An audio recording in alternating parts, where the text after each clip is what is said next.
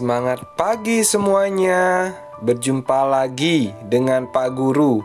Hari ini kita akan belajar tema 7, perkembangan teknologi, subtema 1, perkembangan teknologi produksi pangan.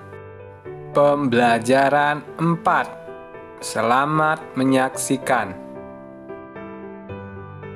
Semua siswa kelas 3 diminta memakai pakaian daerah. Udin memakai baju dari daerah Sunda. Edo memakai baju dari Papua.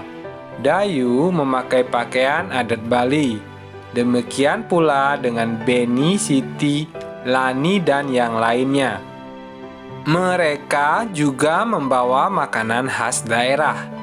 Udin membawa combro dari Sunda. Edo membawa kue sagu dari Papua. Dayu menyiapkan sate lilit dari Bali. Beni membawa panada dari Manado. Siti membawa keripik singkong dari Padang. Tak ketinggalan, Lani membawa kue keranjang yang merupakan makanan khas Tionghoa. Pada hari itu, semua siswa tampil berbeda. Satu sama lain bertukar cerita tentang daerah di Indonesia. Ternyata, setiap pakaian dan makanan daerah memiliki ciri khas masing-masing. Perbedaan bukanlah hal yang harus diperdebatkan. Walau setiap siswa berasal dari daerah yang berbeda, namun satu sama lain tetap saling menghargai. Tak ada yang merasa lebih baik ataupun lebih hebat. Perhatikan gambar beberapa pakaian adat dari daerah di Indonesia. Ada yang tahu salah satunya? Nah, kalau yang nomor 1 ini adalah pakaian adat dari Aceh. Perhatikan dengan baik ya. Yang kedua dari Sumatera Utara. Kemudian yang ketiga, ayo tebak. Ya, benar, dari Sumatera Barat. Yang keempat dari Jakarta. Nah, itu hanya beberapa yang ditampilkan. Indonesia terbagi menjadi beberapa daerah. Setiap daerah memiliki pakaian adat yang beragam atau berbeda-beda. Walaupun berbeda-beda, namun Indonesia tetap bersatu. Ingat ya, semboyan negara kita, Bhinneka Tunggal Ika. Apakah Udin dan teman-teman membawakan budaya dari daerah yang sama? Nah, kalau Udin dan teman-temannya sudah pasti ya. Tidak. Udin dan teman-teman membawakan budaya dari daerah yang berbeda-beda. Kemudian, apakah kita perlu mengenal dan memahami daerah-daerah lain di Indonesia? Iya, sangat perlu agar kesatuan dan persatuan tetap terjaga. Pendapatku adalah, nah ini contoh pendapat ya, keberagaman budaya merupakan warisan yang harus dijaga. Budaya tidak membuat kita terpecah, justru membuat kita saling menghargai dan toleransi.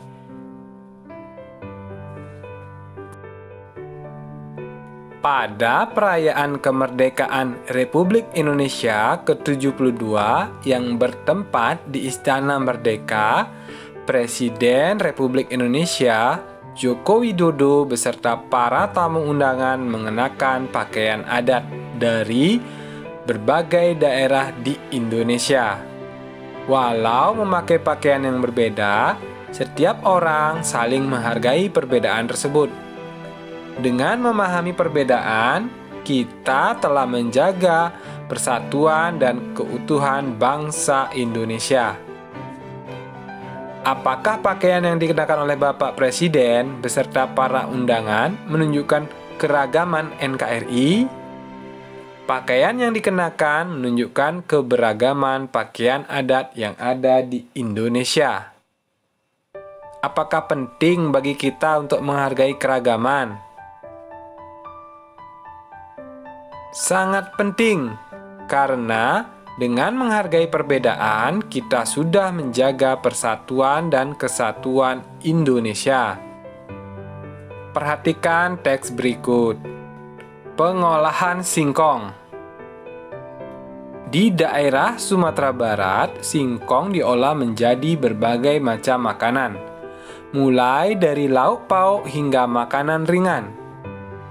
Gulai singkong, kue talam singkong, dan kacimuih merupakan makanan yang biasa dibuat untuk konsumsi sehari-hari. Singkong goreng juga sering dibuat di rumah. Daya tahannya paling lama adalah 2 hari. Teknologi pangan memiliki peran penting dalam mengolah singkong. Teknologi pangan memberikan nilai lebih bagi bahan makanan hasil panen melalui berbagai cara. Tekniknya adalah melalui pengawetan, pengemasan, dan penyimpanan. Dengan demikian, singkong dapat dinikmati dalam jangka waktu lebih lama. Dengan adanya teknik pengawetan dan pengemasan bahan makanan, singkong dapat diolah menjadi berbagai jenis makanan. Singkong diolah menjadi dakak-dakak, karak kaliang, rendang singkong, dan karupuak singkong pedas. Teknik pengemasan yang baik mampu membuat makanan tersebut awet hingga 3 bulan atau lebih. Ingat, ini di daerah Sumatera Barat.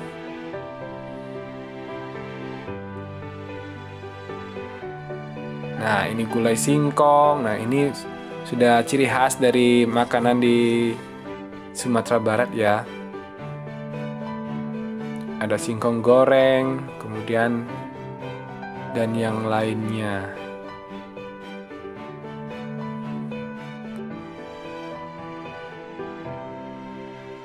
Setelah itu, kita mencari kalimat utama dari masing-masing paragraf.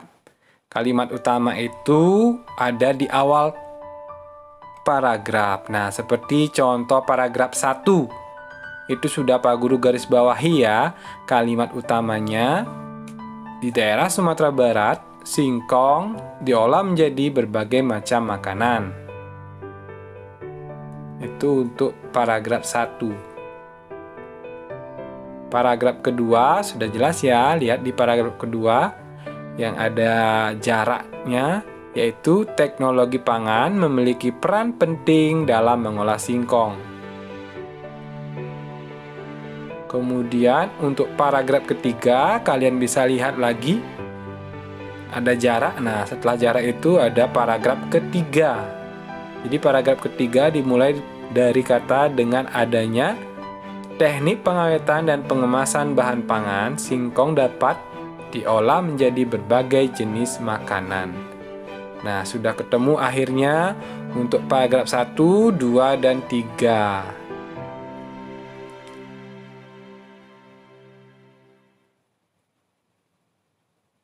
Jadi tinggal disalin ya.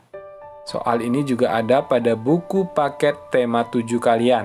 Nah, khusus untuk di video ini, Pak Guru sudah bahas ya. Jadi kalian tinggal belajar saja. Berikut ini ada tugas menceritakan teks wacana tadi berupa ringkasan. Nah, ini Pak Guru juga berikan contoh ringkasannya. Di daerah Sumatera Barat, singkong diolah menjadi berbagai macam makanan. Teknologi pangan memiliki peran penting dalam mengolah singkong. Dengan adanya teknik pengawetan dan pengemasan bahan pangan, singkong dapat diolah menjadi berbagai jenis makanan. Nah, itu contoh ringkasannya ya. Diambil dari kalimat utamanya saja. Paragraf 1 diambil, 2 dan 3. Seperti itu contohnya meringkas. Setelah mengetahui pengolahan makanan berbahan dasar singkong, Udin mengajak Edo dan Beni berenang. Udin, Edo, dan Beni senang bermain di kolam renang. Banyak kegiatan yang dapat dilakukan di sana. Sambil bersenang-senang, mereka selalu memperhatikan keselamatan diri dan teman di sekitar. Udin, Edo, dan Beni mencoba gerakan mengambang tanpa pelampung. Edo membantu Beni berlatih mengambang. Edo berdiri di dalam kolam. Tangannya memegang tangan Beni. Beni mengembangkan tubuhnya sambil menggerakkan kaki. Mereka melakukan kegiatan secara bergantian. Kalian bisa perhatikan pada gambar. Nah, di sini siapa yang sudah bisa gerak mengambang? Coba dituliskan di kolom komentar video ini ya.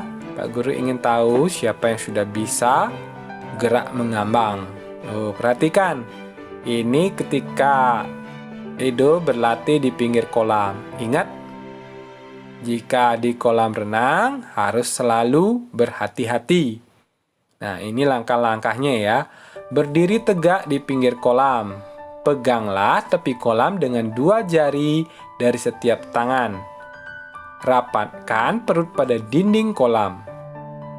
Kemudian, kepala muncul perlahan di permukaan air sambil hembuskan napas. Ingat, semua ini harus diawasi orang dewasa. Sekian dulu ya pelajaran hari ini. Tadi kita sudah belajar tentang membaca wacana, perkembangan teknologi pangan, serta mengidentifikasi ide pokok dari wacana tersebut. Kemudian mengidentifikasi keragaman individu berkaitan dengan produk teknologi pangan. Untuk berikutnya, mengenal gerak mengambang saat berenang. Sampai jumpa esok hari ya pada pembelajaran selanjutnya. Terima kasih sudah menonton video Pak Guru ini sampai selesai. Bagi kalian yang sudah subscribe channelnya Pak Guru, terima kasih ya. Bagi yang belum, bantu Pak Guru untuk memencet tombol subscribe dan tombol loncengnya. Terima kasih semuanya. Salam sehat. Dah.